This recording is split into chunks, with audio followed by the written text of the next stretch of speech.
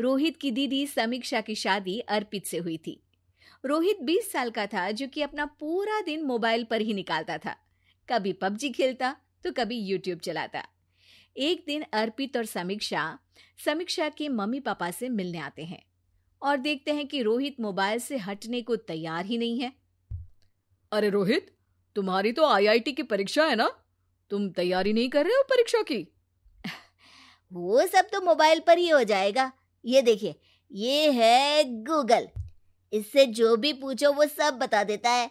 तो आखिर कागज क्यों बर्बाद करूं? अरे पर तुम इन प्रश्नों की तैयारी बिना लिखोगे कैसे? उसमें क्या है, ये देखिए नोटपैड, बिल्कुल कॉपी जैसा है, इसी पर कर लूंगा। हम जब तुम्हारी उम्र के थे तब हम दोस्त मिलकर प्रश्न हल किया करते थे। उससे हमारी हैंडराइटिंग की भी प्रैक्टिस हो जाती थी और समय का भी अंदाजा लग जाता था। और फिर साथ में हम एक दूसरे की मदद भी कर देते थे अगर कोई अटक जाए तो। आपका जमाना अलग था जीजा जी, अभी जमाना फास्ट और स्मार्ट हो गया है। जमाना क्या, अब तो फोन भी स्मार्ट हो गया है। समय के साथ बदलना पड़ता है जीजा जी।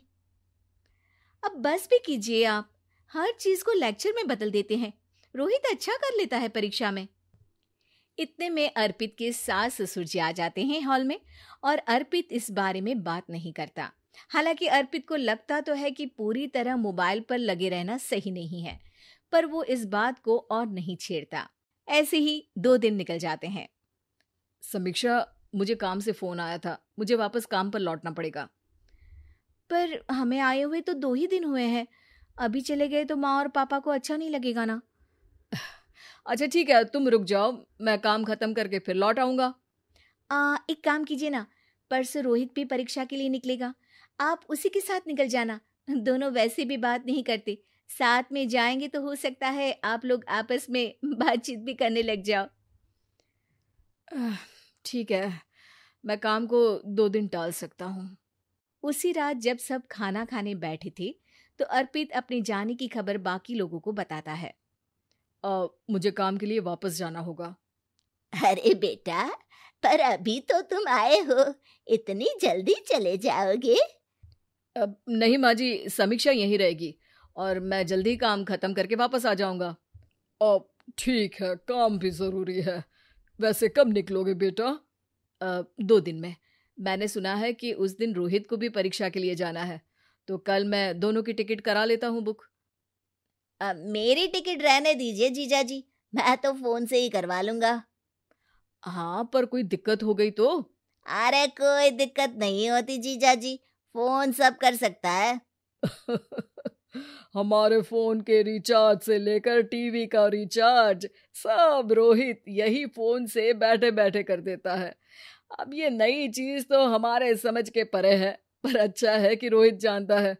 हमारी मेहनत इतनी कम हो गई भाई। हाँ, पर अगर टिकट नहीं मिली तो? अर्पित की बात पूरी होने से पहले ही बिजली चली जाती है। अरे ये क्या हो गया, आपने बिजली का बिल भर तो दिया था ना? अरे नहीं, मैं तो भूल गया था। अरे टेंशन मत लो माँ।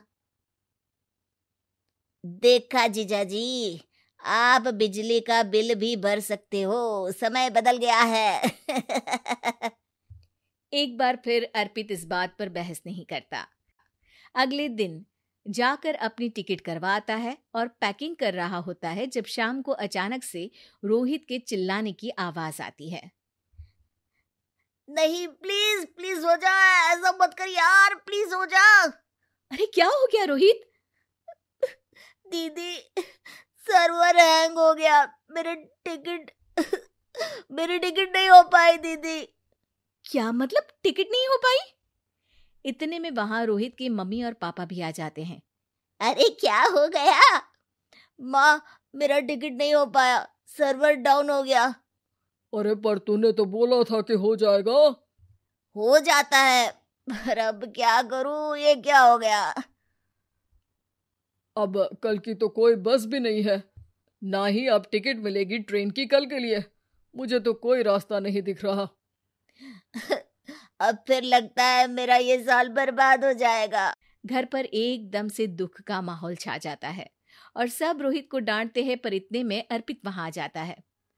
आप सब रोहित को क्यों डांट रहे हैं? आपने ही तो उसे बढ़ावा दिया था ना। लेकिन इसकी लापरवाही के कारण इसकी परीक्षा छूट जाएगी। इसने तो हमसे कहा था कि टिकट हो जाएंगे। हे भगवान, अब क्या होगा? चिंता करने की कोई बात नहीं है। मैंने एक एक्स्ट्रा टिकट करवा ली थी।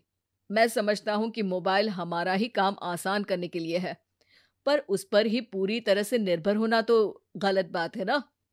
रोहित टिकट को देखकर बहुत खुश हो जाता है और जोर से जाकर अपने जीजाजी के गले लग जाता है। सॉरी जीजाजी, मुझे आपकी बात ध्यान से सुननी चाहिए थी, पर थैंक यू सो मच। हाँ बेटा, तुमने तो इसका भविष्य बचा लिया। शिक्षा, दूसरों से मदद मांगना गलत नहीं, पर दूसरों पर निर्भर हो जाना गलत है।